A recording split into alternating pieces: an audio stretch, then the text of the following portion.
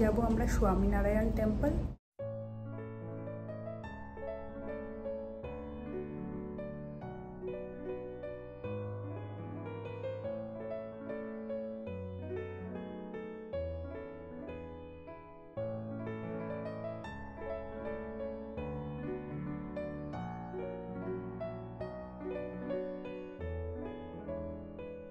মন্দির দর্শনের পর্ব এখানেই শেষ।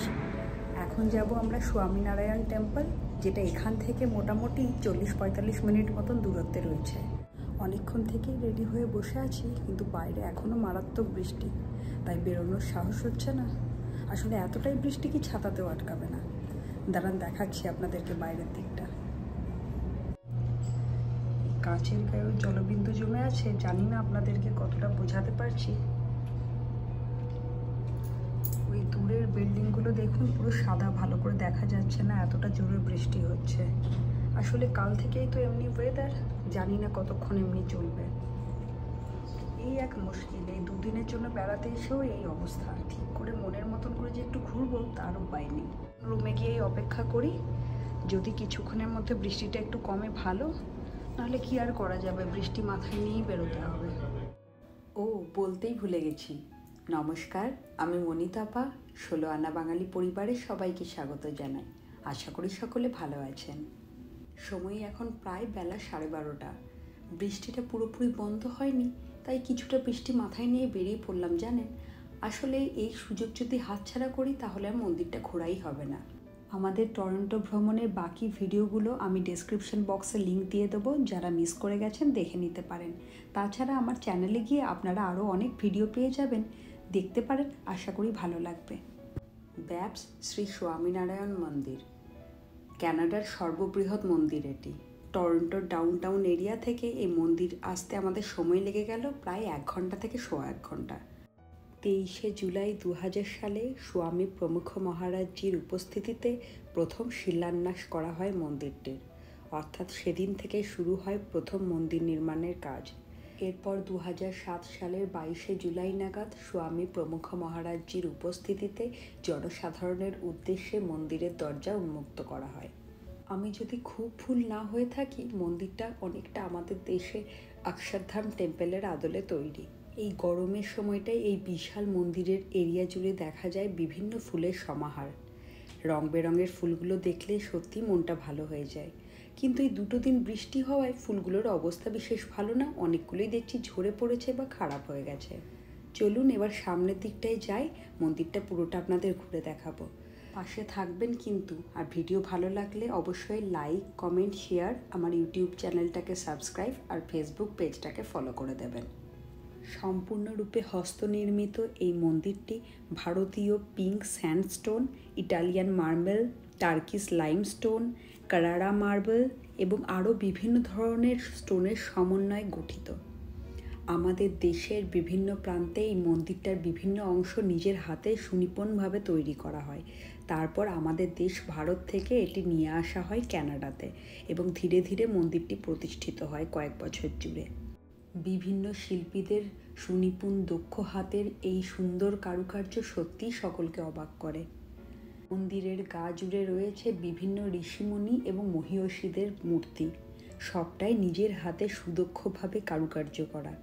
অনেকেরই নাম আগে থেকেই জানা, পড়েছি হয়তো কোনো গ্রন্থে বা ইতিহাসের পাতায়, বা কিছুটা মা ঠাকুমাদের কাছ থেকেও শোনা। যদিও আমি ইতিহাসের ব্যাপারে ভীষণ কাঁচা, তাও আপনাদের সাথে সবটাই শেয়ার করছি, আপনারা হয়তো অনেককেই চিনতে পারবেন। এখন আমরা মন্দিরের একদিকটা দেখছি, এরপর যাব অন্য পাশটায়।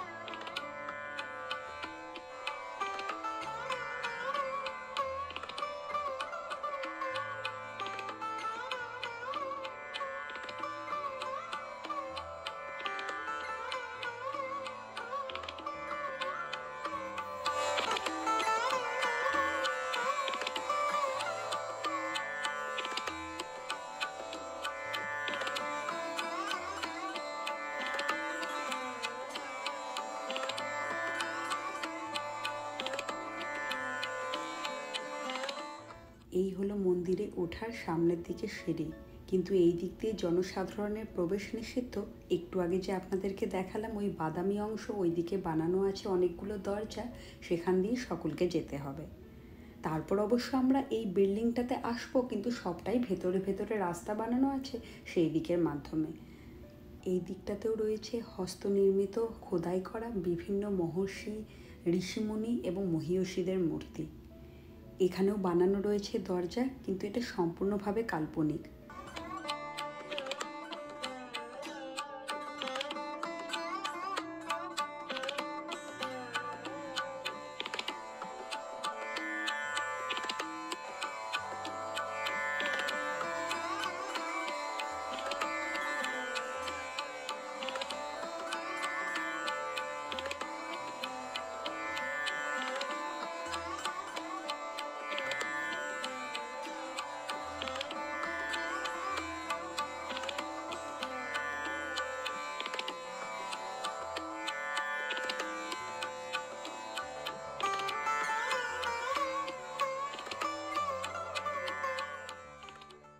মন্দিরটি প্রতিদিন সকাল 9টা থেকে সন্ধ্যে 7টা অবধি খোলা থাকে এবং ভেতরে ভিডিও ক্যামেরা করা নিষিদ্ধ।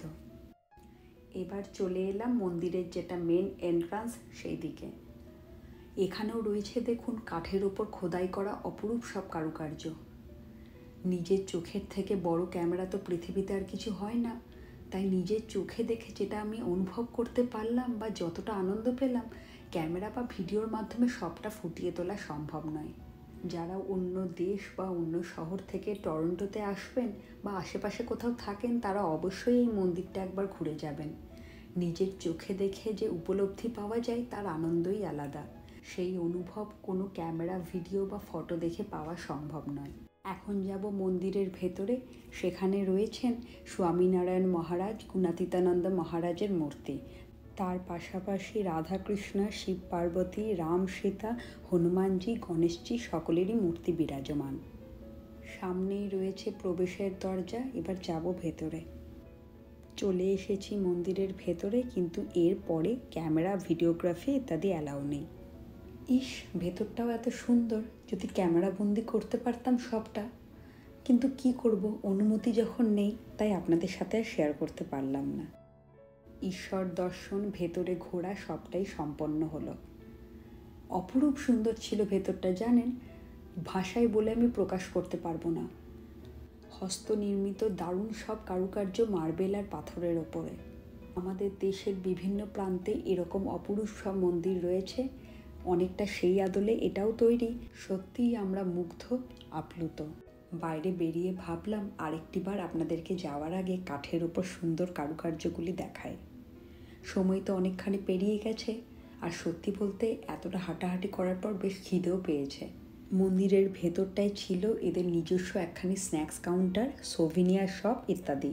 যদিও আমরা সেইভাবে কিছু কিনিনি, কিন্তু স্ন্যাক্স কাউন্টারে শুকনো খাবার থেকে শুরু করে সিঙ্গারা, কচুরি ইত্যাদিও ছিল বেশ ভালো আর হালকা গরম। আসলে মন্দিরের নিজস্ব ক্যান্টিন বা রেস্টুরেন্ট রয়েছে, যেখানে সবটাই তৈরি হয়, তাই থাকে এত ফ্রেশ আর সম্পূর্ণ নিরামিষ, পেঁয়াজ রসুন ছাড়া। এখান থেকে মিনিট 5 হাঁটা পথেই রয়েছে মন্দিরের নিজস্ব রেস্টুরেন্টটি। এখন সেখানেই যাব, কিছু খেয়ে হোটেলের উদ্দেশ্যে রওনা দেব। যারা মন্দির দর্শনে আসবেন অবশ্যই একবার রেস্টুরেন্টটিতে যাবেন, কম দামে খাবারের স্বাদ অপূর্ব। আবহাওয়ারও কোনো ভরসা নেই, হঠাৎ করে কেমন পরিবর্তিত রূপ দেখুন। সকালে অঝোরে বৃষ্টি, আবার এখন মারাত্মক রোদ, তার সাথে হাওয়াও দিচ্ছে। চোখ মুখ চুলের যা অবস্থা হয়েছে বলারই নয়। যাই হোক, আজকের ভিডিও তাহলে এখানেই শেষ করি। আশা করি ভালো লেগেছে। তাহলে অবশ্যই লাইক, কমেন্ট, শেয়ার করে দেবেন। আমার ইউটিউব চ্যানেলটাকে সাবস্ক্রাইব আর ফেসবুক পেজটাকে ফলো করে দেবেন। সকলে ভালো থাকবেন, সুস্থ থাকবেন, আনন্দে থাকবেন। দেখা হবে অতি শীঘ্রই নতুন ব্লগে। ধন্যবাদ।